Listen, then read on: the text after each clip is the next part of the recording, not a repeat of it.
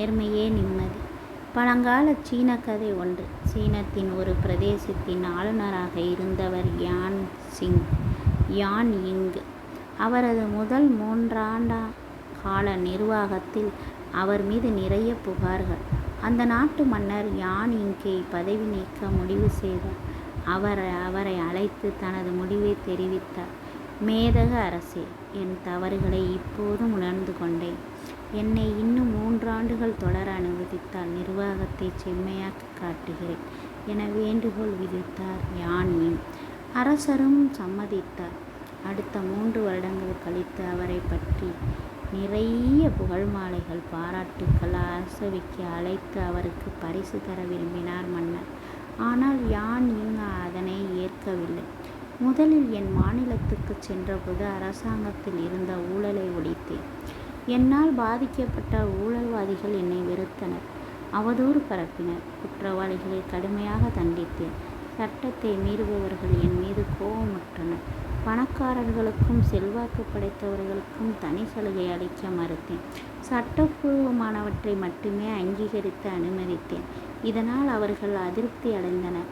என் மேலதிகாரிகளை உபசரித்த போது சிக்கனம் மற்றும் வரம்பு மீறாக நெறிகளை எல்லாம் கடைபிடித்தேன். அவர்களுக்கு இது பிடிக்கவில்லை. என் மீது புழுதிவாரி இறைத்தனர், வதந்திகளை பரப்பினர் என்று சொல்லி நிறுத்தினர். ஆளுநர் யான் யிங் அவரே தொடர்ந்தார். இந்த 3 வருடங்களில் நான் பணிபுரியும் விதத்தை மாற்றிக்கொண்டேன். ஊழலை உதாசீனம் செய்தேன், தண்டனைகளை குறைத்தேன், என்னை சுற்றி இருந்தவர்களுக்கு சலுகைகள் அள்ளி வீசினேன். இதனால் அவர்கள் என்னை பற்றி உயர்வாக பேச ஆரம்பித்தனர். இதுதான் உண்மை. ஆகவே முதல் 3 வருட பணி காலத்துக்குத்தான் நான் கௌரவப்பட்டிருக்க வேண்டும். உண்மையில் இந்த 3 வருடங்களுக்காக தண்டனைக்கு உரியவன் நான். அதனால் தான் பரிசை ஏற்க விரும்பவில்லை என்று ஆளுநர் சொல்ல அதிர்ச்சியில் உடைந்த அரசரால் எதுவும் பேச முடியவில்லை. 2 நாட்களுக்கு பிறகு யான் யிங் ஆளுநர் பதவியிலிருந்து விடுவித்த அரசர் அவரை குவிநாட்டின் பிரதமராக நியமித்து சகல அதிகாரங்களையும் வழங்கினார். யான் யிங்கின் சீரிய நிர்வாகத்தில் தேசம் நிமிர்ந்து நிறைவடைந்தது. நேர்மையும் எளிமையும் தொலைநோக்கு பார்வையில் வெற்றி பெறுபவை என்பதை தெளிவுபடுத்த சீனத்தின் மேலாண்மை புத்தகத்தில் தவறாமல் இடம்பெறும் உருவக கதை இது. நேர்மையானவர்கள் துயரப்படுகிறார்களே, நேர்மையற்றவர்கள் மகிழ்ச்சியாக இருக்கின்றார்களே என நாம் பல நேரங்களில் நினைத்து வருந்துவது உண்டு. சில தருணங்களில் நேர்மையாக இருப்பதனால் தானே இவ்வளவு கஷ்டப்படுகிறோம், கொஞ்சம் வளைந்து கொடுத்திருக்கலாமே என்றெல்லாம் சிந்தனைகள் ஓடும். திருவள்ளுவர் கூட அனைத்துக்கும் விளக்கம் அளித்துவிட்டு ஓரிடத்தில் குழம்பி நிற்கிறார் என்று கூறுபவர்கள் உண்டு. அவ்விய நெஞ்சத்தான் ஆக்கமும் செவ்வியான் கேடும் நினைக்கப்படும் என்று பொறாமை பொருந்திய நெஞ்சத்தை உடையவனின்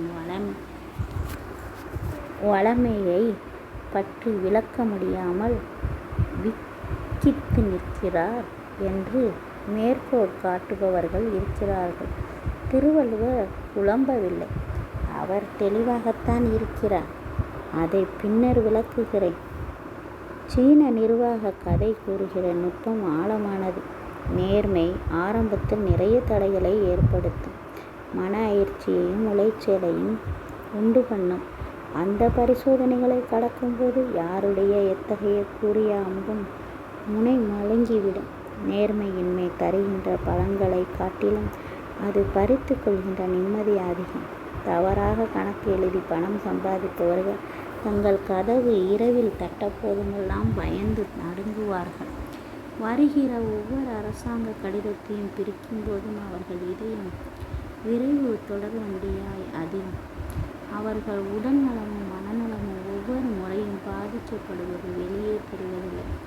முகம் பளிச்சென்று இருப்பவர்கள் எல்லோரும் ஆரோக்கியமான இதயத்துடன் இருப்பதாக பொருள் இல்லை. பலரது கொண்டாட்டங்கள் யாவும் வெளிவேடங்கள். உண்மையான ஆனந்தத்தில் திளைப்பவர்கள் ஆழ்கடலைப் போல் அலைகளின்றி அமைதியாக இருக்கிறார்கள். இன்றிருக்கும் ஊடக உலகத்தில் விளம்பர வெளிச்சத்தில் நேர்மையின்மை ஏற்படுத்தும் மாய தோற்றங்கள் அலாதியானவை.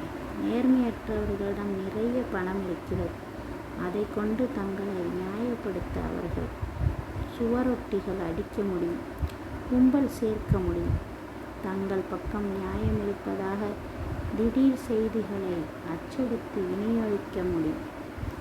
ஜாதி, மதம், ஊர் என்று ஏதேனும் ஒரு கேடயத்தை தூக்கி பிடிக்க முடியும். ஆங்காங்கே தங்களுக்கு உகந்தவர்களை கொண்டு பொய் செய்திகளை வெளியிட்டு அடுத்தவர்கள் முகத்தில் கரி பூச முடியும். ஏர்வாடி ராதாகிருஷ்ணன் ஒரு முறை கூறியது நினைவுக்கு வருகிறது. தமிழகத்தில் எல்லோரிடமும் கேடயம் இருக்கிறது, ஆனால் யாரிடமும் கத்தி இல்லை. நேர்மையாக இருப்பது நெருக்கடிகளை கொண்டது, ஆனால் அவற்றை மீறி அடிநாதமாக சில்லென்ற ஓடையைப் போல் மகிழ்ச்சியும் நிம்மதியும் இனிமையும் ஓடிக்கொண்டிருப்பதை பார்க்கலாம். ஒரு சிலரோ நேர்மையை பதக்கமாக அணிந்து எல்லோரிடமும் காட்டி பரவசப்பட நினைப்பார்கள். நம் நேர்மை நமது உள்ளுணர்வுக்காக மட்டுமே, அடுத்தவர்களுக்காக கண்காட்சி பொருளாக தூக்கி காட்ட அல்ல. உலகில் முகம் தெரியாத பலர் மண்ணுக்குள் புதைந்து கிடக்கும் வைரமாக இருக்கிறார்கள். அவர்கள் தங்கள் நேர்மையை பறைசாற்றிக் கொள்வதில்லை. தெருவோரம் செருப்பு தைக்கிற தொழிலாளி சில தருணங்களில் நாம் சில்லறையை வாங்க மறுத்த போது நம்மை கூப்பிட்டு கொடுப்பதை பார்க்கலாம்.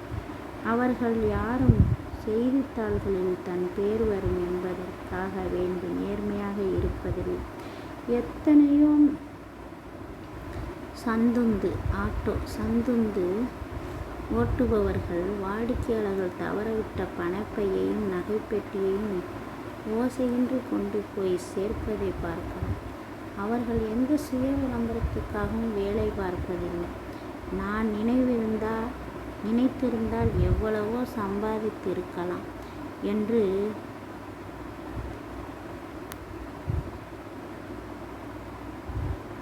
உள்ளே ஒரு எண்ணம் ஓடுகிற போதே நம் நேர்மை நீர்த்து போகிறது. சரி, எல்லாவற்றுக்கும் தீர்வு சொல்லும் திருக்குறளுக்கு வருவோம். எல்லா குறள்களையும் 2 வரிகளில் எழுதிய வள்ளுவர் ஒரே ஒரு கருத்தை சொல்ல மட்டும் 4 வரிகளை, அதாவது 2 குறட்பாக்களை 169, 170 பயன்படுத்தி இருக்கிறார். 169வது குறட்பா அவ்விய நெஞ்சத்தான் ஆக்கமும் என்பது. நேர்மையற்ற பொசுங்குகின்ற உள்ளம் கொண்டவர்கள் மகிழ்ச்சியாக இருப்பது போலத்தான் உலகத்தினருக்கு தோன்றும். அப்படியென்றால் நல்லவர்கள் துயரப்படுவது தான் தீர்வா? அதற்கான விடை அடுத்த குறட்பாயிலே அமைந்திருக்கிறது. அழுக்கற்று அகன்றாரும் இல்லை, அஃதில்லார் பெருக்கத்தில் தீர்ந்தாரும் இல்லை.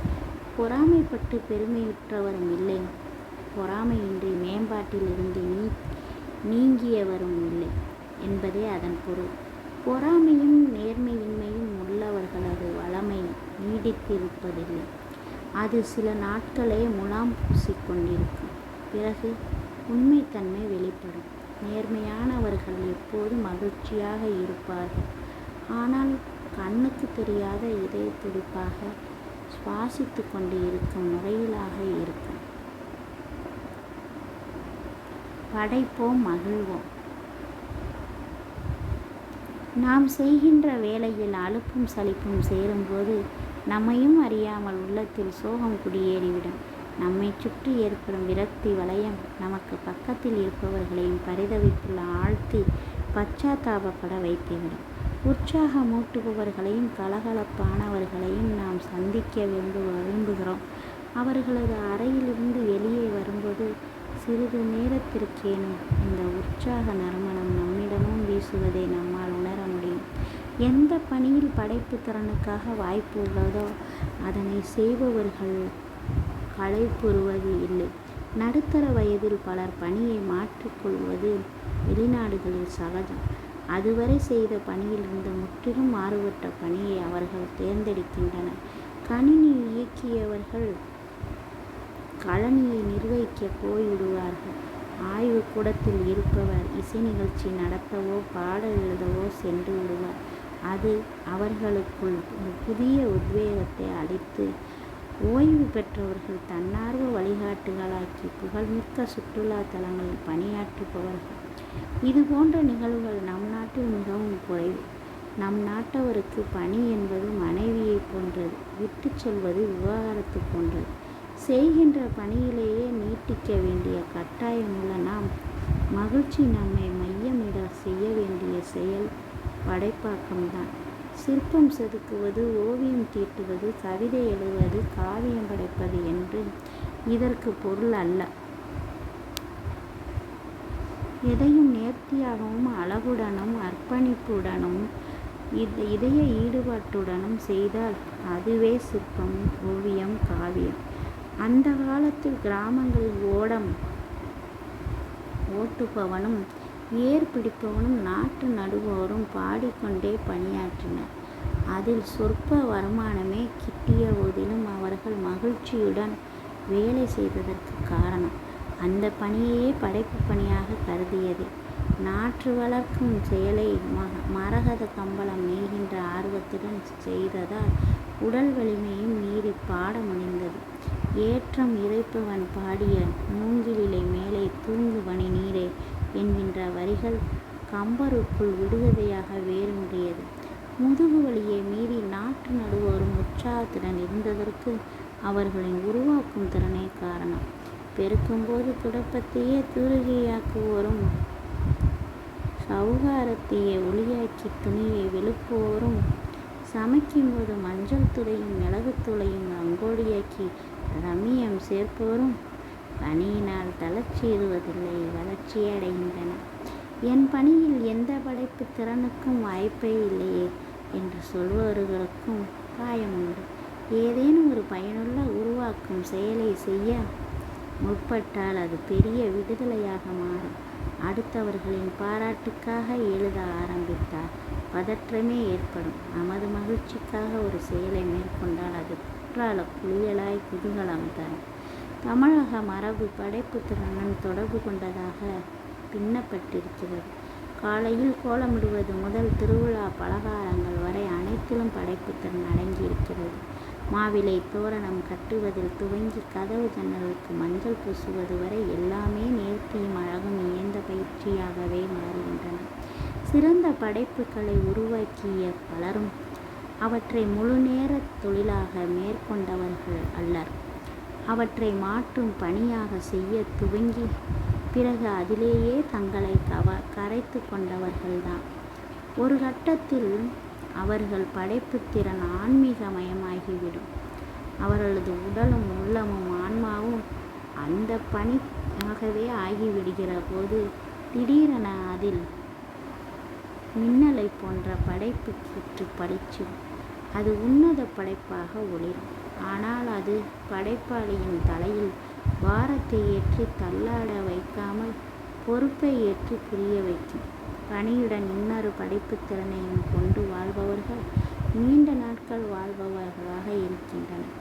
எதுவுமே செய்ய முடியாவிட்டாலும் கவிதை எழுதுவது போல் நண்பனுக்கு அன்புடன் கடிதம் எழுதினால் தளர்ந்த உள்ளம் ஸ்ருதி சேர்த்த வீணையாக விளங்கும். பாட முடியாவிட்டால் என்ன, நல்ல இசையை ரசிப்பது கூட நமக்கு உற்சாக ஊற்றை உற்பத்தியாக்கும். நல்ல புத்தகத்தை வாசிப்பது கூட நமக்குள் காட்சி வட்டத்தை ஏற்படுத்தும். படிக்கும்போது காட்சிகள் மனத்திரையில் விரியும். அப்போது ஏற்படுகின்ற உணர்வுகள் படைப்பதற்கு இணையானவை. படைக்கிற போது ஏற்படும் பெருமிதம் நமக்கு பரிணாம வளர்ச்சியை பரிமாறுகிறது. வீணை வாசிப்பவர்களின் விரல்களையே தந்தி கம்பிகளாக பரிமளிப்பதை நான் உற்று கவனித்திருக்கிறேன். இசை வல்லுநர்களின் வீட்டுக்குள் நுழையும் போது இனிய நாதம் எதிரொலிப்பதை பார்த்திருக்கிறேன். அவர்கள் உலகமே இசைமயமாகிவிடும். அவர்களின் பெருமூச்சு கூட மத்தளமாகும். அவர்களின் சிரிப்பில் கல்யாணி களை கட்டும், பூரிப்பில் பூபாலம் பூத்து சிரிக்கும், கண்ணீர் முகாரி முகாமிடும். கவிஞர்களும் இப்படித்தான். அவர்களின் பேச்சில் எதிரியும் மோனையும் எகிரி வரும், சந்தமும் சிந்தும் துள்ளி குதிக்கும். அவர்கள் கவிதைக்குள்ளேயே அமிழ்ந்து விடுவார்கள். வறுமை அவர்களை இம்சிப்பதும் இல்லை, செழுமை அவர்களை சிதைப்பதும் இல்லை. பழங்காலத்தில் நடந்த சம்பவம் ஒன்று. அரண்மனை தெருவில் ஒருவன் வித்தியாசமான புல்லாங்குழல்களை வைத்து விற்க முயற்சித்தான். அவற்றின் விலை அதிகம் என்பதால் எவரும் வாங்க முன்வரவில்லை. இசைக்கருவிகளிலே விலை குறைவானது புல்லாங்குழல் தான். மிக எளிமையான மனிதர்களிடமும் மகத்தான திறமைகள் மறைந்து கிடக்கும் என புலப்படுத்தும் குறியீடுதான் புல்லாங்குழல். ஆக அதிக விலை கொடுத்து வாங்க எவரும் தயாராக இல்லை. ஆனால் ஒரே ஒரு இளைஞன் மட்டும் முன்வந்து ஒரு புல்லாங்குழலை வாங்கினான். இவ்வளவு விலை கொடுத்து இதை வாங்குகிறானே என்று எல்லோரும் வியந்தபோது, நாளை காலை இந்த புல்லாங்குழலை கோட்டையின் முன்வாசலில் வாசிக்கப் போகிறேன்.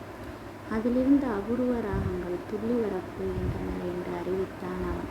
அப்படி என்ன பிரமாதமாக வாசிக்கப் போகிறான் என அறியும் ஆவலில் மறுநாள் அனைவரும் கூடினர்.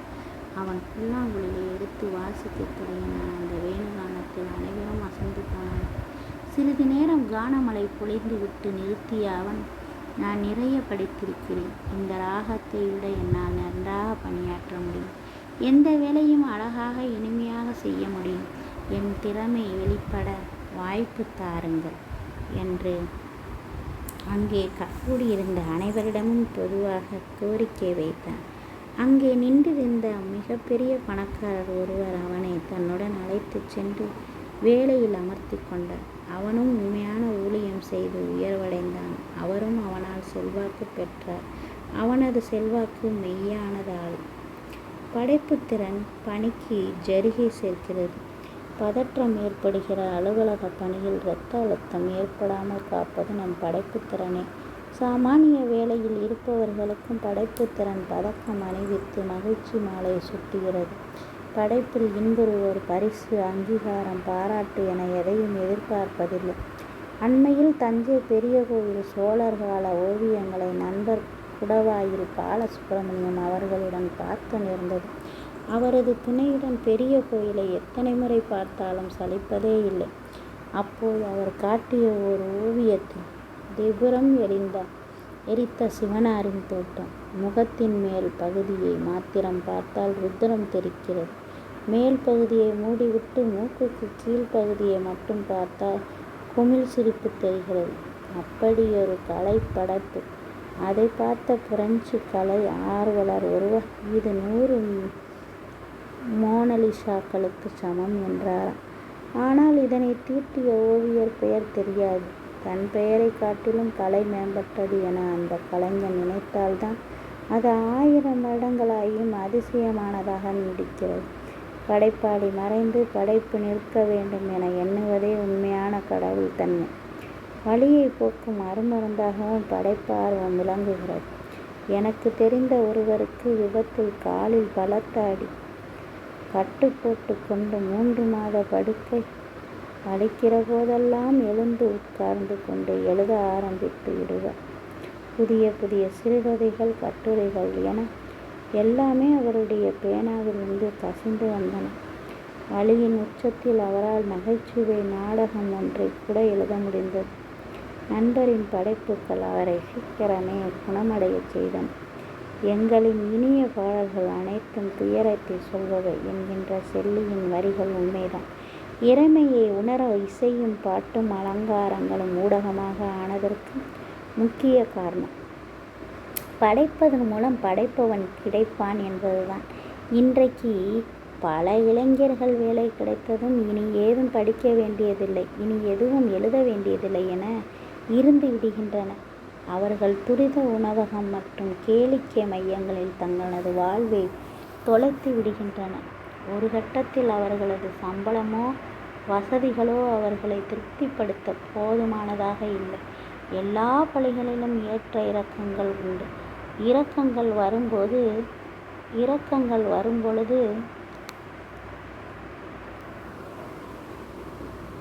கிறக்கங்கள் ஏற்படாமல் நம் ரசிப்புத்தன்மையே நம்மை காப்பாற்றுகிறது. என் வாழ்வில் பணியில் சாரமில்லாத போது சாரமான படைப்புகளின் கவனத்தை செலுத்தி என் உள்ளத்தை இனிப்பாக்கினேன்.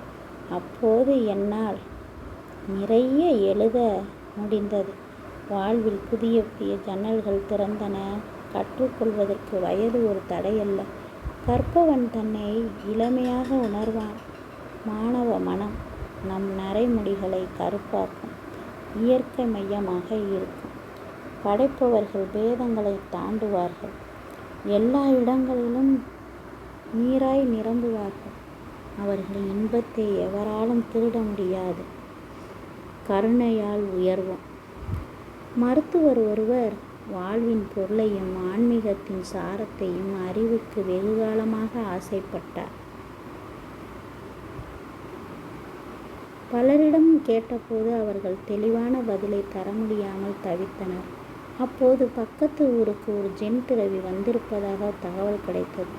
அந்த துறவியை சந்தித்த மருத்துவர் ஆன்மீக உணர்வை அடைய நான் என்ன செய்ய வேண்டும் என்று கேட்டார். துறவி அமைதியாக சொன்னார், உன்னிடம் வரும் நோயாளிகளிடம் கொஞ்சமேனும் கருணையுடன் நடந்து கொள், அது போதும் என்றார். ஆம், கருணையின் மூலம் மட்டுமே கடவுள் தன்மையை அடைய முடியும். அன்பு இல்லாத உள்ளங்களில் இறைமை இல்லங்களை ஏற்படுத்தி கொள்வதில்லை. பேராசையும் தன்முனைப்பும் சுயநலமும் இல்லாதவர்கள் மட்டுமே கருணையுடன் திகழ முடியும். கருணையுடன் இருப்பவர்கள் தங்களை சுற்றி இனிய அதிர்வலைகளை ஏற்படுத்துபவர்கள். கொடூரமாக இருப்பவர்கள் இனிய சூழலில் எச்சமிட்டு செல்பவர்கள். முகம் தெரியாத மனிதர்களுக்கு உதவி செய்ய முன்வருகின்ற பலர் தங்களிடம் பணிபுரிபவர்களிடம் குரூரமாக நடந்து கொள்வார்கள். வெள்ள நிவாரணத்துக்கு அள்ளி கொடுப்பார்கள்.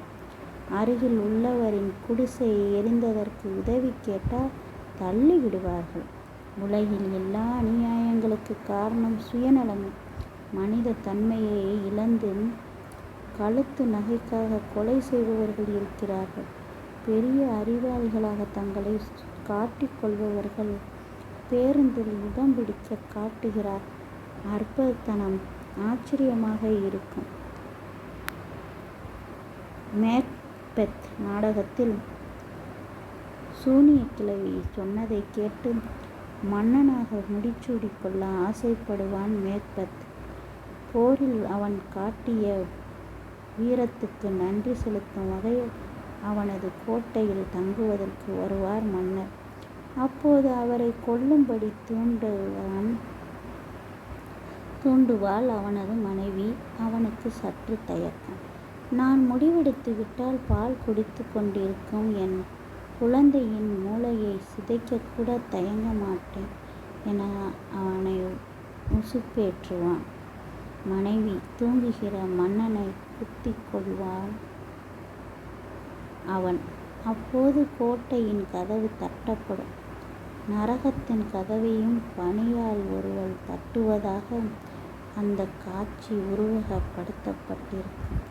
பிரம்மாண்டமான அந்த கோட்டையை நரகமென சித்தரித்திருப்பார் ஷேக்ஸ்பியர். மன்னனை கொல்கிறான் மேக்பெத். விருந்தினரை கொல்கின்றான். அதுவும் தூங்கும்போது கொல்கிறான். அந்த இடம் நரகமாகத்தானே இருக்க முடியும்?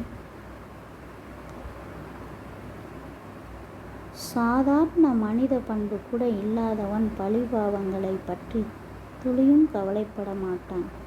மனிதநேயம் உச்சத்தை தொடும் அந்த உணர்வே கருணையாய்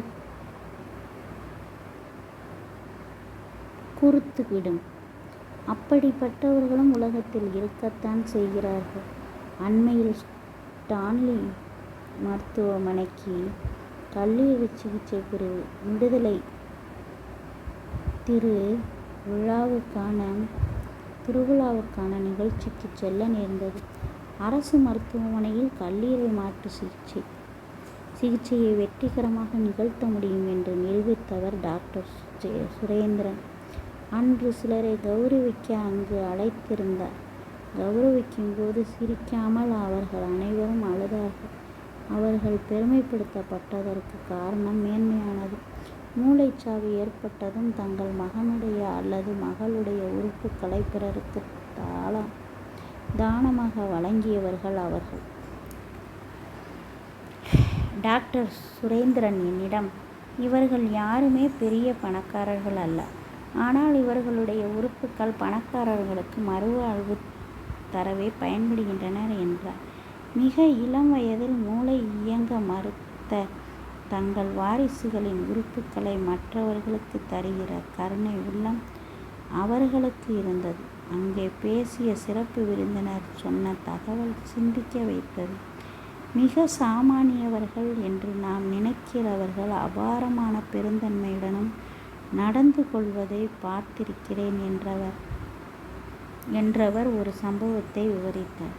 ஒருமுறை நரிக்குறவர் ஒருவரின் குழந்தை இறந்து போனதாம். அவரிடம் உறுப்புத்தானம் பற்றி இவர் பேசியபோது, தாராளமாக எடுத்துக்கங்க சாமி, மண்ணு சாப்பிட்ற உடம்பு மற்றவங்களுக்கு பயன்படட்டுமே சாமி, எங்கள் ஆளுங்க வந்தால் கொஞ்சம் மரியாதையாக நடத்துங்க சாமி, அது போதும் என்றாராம் அந்த நரிக்குறவர். ஏழை எளியவிடம் இருக்கும் பெருந்தன்மை சில தருணங்களை நம்ம வெட்கப்பட வைக்கும். காரணம், பாசாங்கற்ற பெருந்தன்மையாகவும் சக மனிதனுக்கு உதவும் தாராள மனப்பான்மையாகவும் அது இருக்கும். நாம் தியாகம் செய்தோம் என்ற உணர்வு கூட இல்லாமல் அது முழுமையானதாக இருக்கும். அதுவே உண்மையான கருணை. பொருட்களை சேமித்து வைப்பதால் உண்டாகும் மகிழ்ச்சி மடுவை போன்றது. அது யாருக்கு தேவைப்படுகிறதோ அப்போது அவர்களுக்கு அதை வழங்கும் போதுதான் மழையை போன்ற ஆனந்தத்தை தரும். அந்த நொடியில் எல்லா எண்ணங்களும் உதிர்ந்து மனமற்ற நிலை உதயமாகும். அதுவே பேரின்பமாக பெருக்கெடுக்கும். நண்பர் ஒருவருடன் காலையில் நடைபயிற்சி செல்வது உண்டு. அவர் வீட்டை விட்டு வெளியே வந்ததும் அந்த அடுக்ககத்தின் இரவு காவலர் எவரேனும் தென்பட்டால் உடனே தனது சட்டப்பைக்குள் கைவிட்டு வருகிற 10-20 ரூபாய் நோட்டு எதுவாக இருந்தாலும் அவரிடம் கொடுத்து தேநீர் சாப்பிடுங்கள் என்பார். பிறகு என்னிடம் இன்று காலையிலேயே நல்ல நினைவுடன் தொடங்குகிறேன், முழு நாளுமே மகிழ்ச்சியாக ஒளிரும் என்பார். அன்புடன் நாளை தொடங்குவதை காட்டிலும் இனிமையை வரவழைக்கும் உன்னதமான வழி வேறொன்றும் இருக்க முடியாது.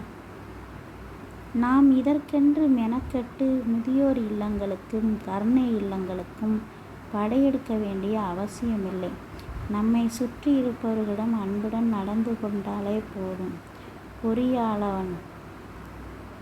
பொறியாளரானவர் தொழிலாளர்களிடமும், மேலாளர் பணியாளர்களிடமும், முதலாளி ஊழியர்களிடமும், மேஸ்திரி சித்தாளிடமும் பொறுமையாகவும் கருணையுடனும் நடந்து கொண்டால் அதுவே போதும். உலகம் முழுவதுமே உவப்பானதாகிவிடும். சுயநலத்தை ஏற்படுத்தும் கல்விச் சூழலும் அதை அறியத்து செய்யும் பணிச்சூழலும் அவ்வப்போது தலை தூக்கும் கருணையையும் கசக்கி எறிந்து விடுகிறது. நசுக்கும் போதும் நறுமணம் தருகிற மரலாகவே, கசக்கும் போதும் கற்கண்டு சாறு தரும் கரும்பாகவே மாற முடியாதவர்கள் நாம். கருணையை விதைக்காத கல்வி வியர்த்தம். முதல் 2 ஆண்டுகளிலே கழுத்தை நெரிக்கும் போட்டி. மனப்பான்மையை வளர்ப்பதிலேயே கல்விக்கூடங்கள் களைத்து போய்விடுகின்றன. பெற்றோர்களோ குழந்தைகளின் ஒவ்வொரு தேர்வுக்கும் பிரசவ வேதனைப்படுகிறார்கள். மதிப்பெண்களின் நெரிசலில் மனிதாபிமானம் மரித்து போய்விடுகிறது. கல்வி எல்லோரையும் எல்லாவற்றையும் நேசிக்க கற்றுத்தருவதில்தான் தொடங்க வேண்டும். அட்சரங்களை சொல்லிக் கொடுப்பதற்கு முன்பே அன்பின் ஆழத்தை அறிமுகப்படுத்த வேண்டும். எழுத கற்றுக் கொடுக்கும் முன்பே இனிமையாக நடந்து கொள்வதன் அவசியத்தை சொல்லித்தர வேண்டும். முதல் 2 ஆண்டுகள் அவையே பாடத்திட்டமாக பயிற்றுவிக்கப்பட வேண்டும். கருணையை திடீரென்று வளர்த்து விட முடியாது. வன்மங்களே பதிவான வரலாற்றை அழித்து அவற்றில் கருணையை அச்சடிக்க இளைஞர்களால் தான் இயலும். நம்மை சுற்றி இருக்கின்ற மரம், செடி, கொடி ஆகிய அனைத்தையும் நேசிக்கத் தொடங்கினால் நம் ஆனந்தம் அளவின்றி ஊற்றெடுக்கும். வீட்டின் முன் வீட்டிற்கும் மரம் மழையில் துளிர்த்தால் நம் உள்ளமும் தழைக்கும். வழியில் வாட்டச்சாட்டமான காளையை கண்டால் கூட மகிழ்ச்சி மத்தளம் வாசிக்கும். தெருவோரத்தில் கலைகள் என்று நாம் கண்டறிந்தவற்றின் அழகிய பூக்களும் நமக்கு இனிமையை விநியோகிக்கும். கருணையாக நடந்தால் அத்துமீறி விடுவார்களோ என்கின்ற ஐயம் சிலருக்கு உண்டு. ஓரிரவு பிறழ்வுகளால் நல்ல உள்ளம் புண்படுவோர் உண்டு.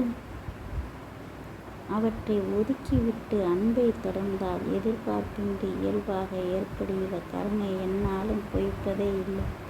உலகமே மாசுபடும்போது நம் வீட்டை சாத்தி கொண்டு உள்ளே இருந்தால் விளைவுகளில் இருந்து தப்பிக்க முடியுமா? உலகமே அன்புமயமாகிவிட்டால் நம் ஒவ்வொருவரது வீட்டிலும் கதவுகளை சாத்துவது கொசுக்களை தவிர்ப்பதற்காக இருக்கலாமே தவிர கொள்ளை பயத்தால் ஏற்படாது. மற்றவர்களெல்லாம் அன்புடன் கருணையுடன் இல்லையே என்று கவலைப்பட வேண்டியதில்லை. நம்மிடமிருந்தே அது தொடங்கலாம். சிரிப்பை போல அது மற்றவர்களையும் பற்றி கொள்ளும். நம் பார்வையின் கோணமே மாறிப்போகும். கோபம் குறையும்.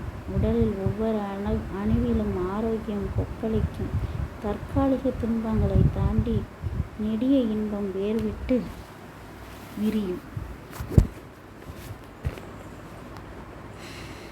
நிறைகளே நிற்கும். செல்வந்தர் ஒருவர் தன்னை தேடி வருவோருக்கு இல்லை என்று சொல்லாமல் பண உதவி செய்வாராம். ஒருமுறை அவருடைய நண்பர், இப்படி கேட்டதும் பணம் கொடுக்கிறாயே, அவர்கள் நீ கொடுக்கும் பணத்தை சரியான முறையில் தான் பயன்படுத்துகிறார்கள் என்று உனக்கு நிச்சயமாக தெரியுமா? படிப்புக்காக என்று சொல்லி உன்னிடம் பணம் கேட்பவர்கள் உண்மையில் படிப்புக்காகத்தான் அந்த பணத்தை பயன்படுத்துவார்கள் என்பதற்கு என்ன உத்தரவாதம் என்று கேட்டார். இந்த கேள்வி செல்வந்தரின் மனதில் ரீங்காரமிட்டு கொண்டே இருந்தது. அதன் பிறகு உதவி கேட்டு யார் வந்தாலும் அவரை துருவி விசாரித்தார். அவர்களின் பதில் முரண்பாடாக இருந்தால் பணம் தராமல் நிராகரித்தார். இதனால் அவர் செய்யும் உதவிகள் குறையத் தொடங்கின. அதே நேரம் அவருக்கு வந்த வர்த்தக ஒப்பந்தங்களும் கரைய துவங்கின. இந்த நிலையில் அவருக்கு ஒரு சிந்தனை. என்னை துருவி ஆராயாமல் வாரி வழங்கியது இறைமை. உண்மையா பொய்யா என்று நான் விசாரிக்க துவங்கியதும் இறைமையும் எனது மெய்த்தன்மையை பரிசீலிக்க துவங்கிவிட்டது. எனவே இனி பழையபடி வழங்குவது என முடிவு செய்தார். அதன்படி அவர் செயல்பட அவரின் வர்த்தகமும் செழிக்க துவங்கியது. உயர்ந்த எண்ணங்களுடன் அடுத்தவரை பற்றி ஆக்கப்பூர்வமான சிந்தனையுடனும் திகழ்பவர்கள் எப்போதும் மகிழ்ச்சியுடன் இருப்பர். எதிர்மறையான சிந்தனை ஏற்படும் நம்மையும் அறியாமல் துயரம் நம் தோளில் அமர்ந்து கொள்ளும் என்பதை இந்த கதை விளக்குகிறது. இன்றைக்கு இளைஞர்களின் ஆற்றல் முழுமையாக பயன்படாமல் போவதற்கு அவர்களுடைய எதிர்மறை சிந்தனைகளே காரணம். அனைத்தையும் விமர்சன கண்ணோட்டத்துடனும் குதர்க்கத்துடனும் பார்க்கும் மனப்பான்மை ஆக்க சக்தியை அடியோடு உறிஞ்சிவிடும். சினிக்கி என்ற சொல் எதையும் குறை சொல்பவர்களை குறிக்கும். சினிக் என்பது நாயை குறிக்கும் கிரேக்க சொல்லிலிருந்து உருவான சொல். நாய் எப்போதும் குறைத்து கொண்டே இருப்பதைப் போல மற்றவர்கள் குறை சொல்வதை சிலரின் குணம் என்பதால் அவர்களை சினிக் என்று அழைப்பது உண்டு. குறைப்பதும் குறை சொல்வதும் ஒரே மனநிலை. எப்போதும் நல்லவற்றை புறந்தள்ளி அல்லவற்றை உயர்த்தி பிடிக்கும் மனிதர்களை சமூகம் என்றுமே நேசித்ததே இல்லை. எந்த செய்தியும் முழுமையாக தெரிந்து கொள்ளாமல் நுனிப்புள் மேய்பவர்கள் தனக்கு எல்லாமே தெரிந்தது போல விமர்சனம் செய்வது இன்றைய நிகழ்வு. குறை சொன்னால் கூட்டம் கூடும் என எல்லா ஊடகங்களையும் அவலம் பரப்பும் சாதனங்களாக ஆக்குவது சில காலத்துக்கு வேண்டுமானால் தாக்கு பிடிக்கலாம். நாளடைவில் அவை வெறுப்பையும் விரக்தியையும் விநியோகிக்கும். குறை சொல்வது புத்திசாலித்தனம் என்ற ஒரு எண்ணமும் அதிகரித்து வருகிறது. மகாபாரத கதைகளிலே எல்லோரும் கெட்டவர்கள் என்று துரியோதனனும் எல்லோரும் நல்லவர்கள் என்று தருமரும் உலகை சுற்றி பார்த்துவிட்டு வந்து உரைத்ததாக படித்துள்ளோம். அந்த கதை சொல்லும் சூசகத் தகவல் இதுதான். யாரெல்லாம் பிறரை நல்லவர்களாக பார்க்கிறார்களோ அவர்கள் தருமரை போல, மற்றவர்களை கெட்டவர்களாகவே பார்ப்பது துரியோதனத்தனம். நாளிதழ்களை புரட்டும் போது கொலை, குற்றம், திருட்டு, கற்பழிப்பு போன்ற செய்திகளையே முதலில் மும்முரமாக படிக்கிறவர்களை காண்கின்றோம். சாதனையாளர்களை பற்றி குறிப்புகளை நாம் விரும்பி வாசிப்பது இல்லை. தொலைக்காட்சியில் நடைபெறும் விவாத அரங்களை பார்க்கும்போது வருத்தம் வருகிறது. பிரதமரில் இருந்து உயர் அலுவலர் வரை அனைவரையும் சர்வசாதாரணமாக எடுத்தெறிந்து விட்டு விமர்சிக்கும் பொடிசுகள் நமக்கு அதிர்ச்சி அளிக்கின்றன. அவை அனைத்துமே கடன் வாங்கிய கருத்துக்கள். இந்த எதிர்மறை சூழல் நமது மகிழ்ச்சியை மறியல் செய்து வெளியே வராமல் தடுத்து விடுகிறது. கண்டன சுவரொட்டிகளிலும் எழுத்து பிழைகளையும் கடவுள் இல்லை என்பதை பிள்ளையார் சொல்லி போட்டு எழுதுவதையும் கவனித்து இருக்கிறோம். ஒரு வாசகத்தை கூட ஒழுங்காக எழுத தெரியாமல் மிகப்பெரிய திட்டத்தை கண்டனத்துக்கு உள்ளாக்குவது எவ்வளவு பெரிய கேலிக்கூத்து! இந்த மனப்பான்மையில் உள்ள மிகப்பெரிய ஆபத்து நல்லவற்றையும் கண்ணுடனும் சந்தேக கணையுடனும் பார்க்க கற்றுத்தந்துவிடும் என்பதே. கான்கிரீட் சாலை போட்டால் சிமெண்ட் தொழிற்சாலையிடம் கமிஷன் என நினைக்கும் எவராவது படிப்புக்கு உதவி செய்தால் கருப்பு பணம் என வெறுப்பை உமிழும் எந்த நற்பணியையும் களங்கப்படுத்தும். அதே நேரம் ஏமாற்றுவர்களை நோக்கி விழுந்தடித்து ஓடிப்போய் மோசடியில் முகம் கவிழும். நாகப்பட்டினத்தில் இளைஞர்கள் சிலர் தன்னார்வத்துடன் சாலைகள் சிலவற்றை சீரமைக்க முன்வந்தனர். அன்று மாலையே சோர்வுடன் திரும்பினர். காரணம், அவர்கள் சாலையை செப்பனிடும்போது தேர்தல் நேரம், அதனால்தான் என்று சம்பந்தமின்றி கமாண்ட் அடித்து அவர்களை புண்படுத்தியுள்ளனர் சிலர். நல்லது என்ன நடந்தாலும் அதற்கு உள்நோக்கம் கற்பிக்கின்ற சூழலை எதிர்மறை சிந்தனைகள் உருவாக்குகின்றன. பல குடும்பங்களிலும் இன்றைக்கு எதிர்மறை சூழல்கள் இருக்கின்றன. அப்பா அம்மா செய்த தியாகங்களை, அவர்களது இழப்புகளை, நமக்காக பட்ட துயரங்களை, சந்தித்த அவமானங்களை, அடைந்த வேதனைகளை, சிந்திய கண்ணீரை எண்ணி பார்த்து நெகிழ்கின்ற பிள்ளைகள் குறைவு. தங்கள் பெற்றோர் பூர்த்தி செய்யாத தனது எதிர்பார்ப்புகளை பூதகரமாக்கி சோகக்கடலில் வீழ்பவர்களை அதிகம். என்ன செய்தீர்கள் என நாக்கு சாமல் கேட்கின்ற இந்த இளைஞர்களும் இருக்கின்றனர். இவர்கள் தங்கள் குழந்தைகளை வளர்க்கும்போதுதான் தவறுகளை உணர்வார்கள். ஆனால் அப்போது நன்றி செலுத்த பெற்றோர் இருக்க மாட்டார்கள். குறை காணும் மனப்பான்மையும் அனுசரிக்க மறுக்கும் பிடிவாதமும் நானே சரி என நினைக்கும் தன்முனைப்பும் இன்றைய திருமண வாழ்வை நீர்த்து போக செய்கின்றன. விவாகரத்து வீதம் இன்றைக்கு கூடியிருக்கிறது. காதல் திருமணங்களிலும் முறிவுகள் நிகழ்வதுதான் பெரும் சோகம். தேனிலவு முடிவதற்குள் அமாவாசையாகி விடுகின்ற மனவாழ்வை இருப்பதுதான் கொடுமை. ஆங்கிலத்தில் 30 நாட்கள் அல்லது 30 ஆண்டுகள் என்றொரு வாசகம் உண்டு. முதல் 30 நாட்கள் திருமண வாழ்வில் இனியவற்றையே துணையிடம் காணும் தம்பதி 30 ஆண்டுகள் எந்த பிணக்குமின்றி இணைந்திருப்பவர் என்பதே அதன் பொருள். தம்பதி பரஸ்பரம் தங்களுக்குள் குறை காணும் மனப்பான்மையை வளர்த்தால் அது குடும்பம் என்னும் அமைப்பையே குலையச் செய்துவிடும். குடும்ப அமைப்பு சிதைந்தால் ஒட்டுமொத்த சமூகமே சிதையும் அவலம் ஏற்படும். நம் நாட்டின் பலமான அமைப்பே குடும்பம்தான். அது சரிந்துவிட்டால் நமது அடிப்படை அஸ்திவாரமே ஆட்டம் கண்டுவிடும். அடுத்தவர்களை அப்படியே ஏற்றுக்கொள்வோர்கள் மகிழ்ச்சியாக இருக்கின்றனர். அவர்களுக்கு பல ரகங்களில் நண்பர்கள் கிடைப்பர். அவர்கள் செருப்புக்கு ஏற்ப காலை செதுக்கும் சிரமத்தில் சிக்கிக்கொள்வதில்லை. தாம் செல்லும் இடத்தை எல்லாம் சாம்ராஜ்யத்தமாக்கிக் கொள்கின்றனர். குறை காண்போர் வீட்டையே சிறை சாலைகளாக்கிக் கொள்கின்றனர். குறைகளை பூத கண்ணாடி வைத்து பார்க்கும்போது நம் உடலில் அமிலத்தன்மை அதிகரிக்கிறது. கல்லீரல் பொத்தலாகிறது, நுரையீரல் நுரை தரம்புகிறது, குடல் புண்ணாகிறது, அட்ரினல் என்னும் ஹார்மோன் அதிகம் சுரக்கிறது, உப்பென உடல் வியக்கிறது. ஒவ்வொரு உறுப்பும் ஓவர் டைம் செய்வதால் உடல் தளர்ந்து இளமையிலேயே கிழடு தட்டி போகிறது. எப்போதும் சிரித்து மகிழ்ச்சியுடன் நடமாடுபவர்கள் இளமையுடன் இருப்பவர்கள். அவர்கள் எருக்கம்பூவில் உள்ள மருத்துவத்தை, தர்ப்பை புல்லின் மகத்துவத்தையும் ஒரு சேர உணர்வார்கள். ஒரே ஒரு நாள் பரிசோதனை செய்து பார்ப்போம். இன்று நாம் சந்திக்கும் எல்லோரிடமும் அதிகாலை துவங்கி அன்பு மனநிலையுடன் நடந்து கொள்வோம். அவர்களது நற்குணங்கள் மட்டுமே நாம் காண்போம். அவர்களது தவறுகளை கம்பளத்துக்கு அடியில் தள்ளுவோம். இரவு படுக்கப் போகும்போது அன்றைய நாளை திரும்பி பார்த்தால் பல நாட்களில் செயல்களை ஒரே நாளில் முடித்திருப்பதையும் அப்போதும் களைப்புறாமல் நம்மில் உற்சாகம் பொங்குவதையும் அறிய முடியும். அன்று நம்முடன் பணியாற்றுபவர்களும் உற்சாக பந்தாக உருண்டோடிய பணியாற்றுவதையும் உணர முடியும். நான் மகிழ்ச்சியாக இருக்கிறேன் என்னும் மனநிலையே இன்பம் ஏற்பட காரணம்.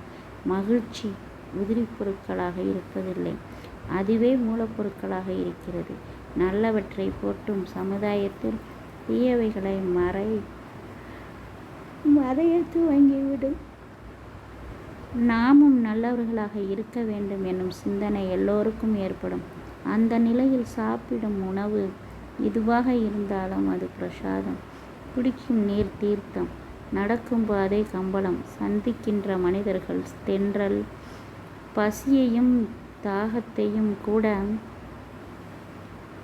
அனுபவங்களாக படிப்பினைகளாக ஏற்கும் திட உள்ளம் ஏற்பட்டால் மகிழ்ச்சியும் இன்பமும் நம்மை விட்டு பிரிந்து ஒரு நொடி கூட தனிக்குடித்தனம் நடத்தாது.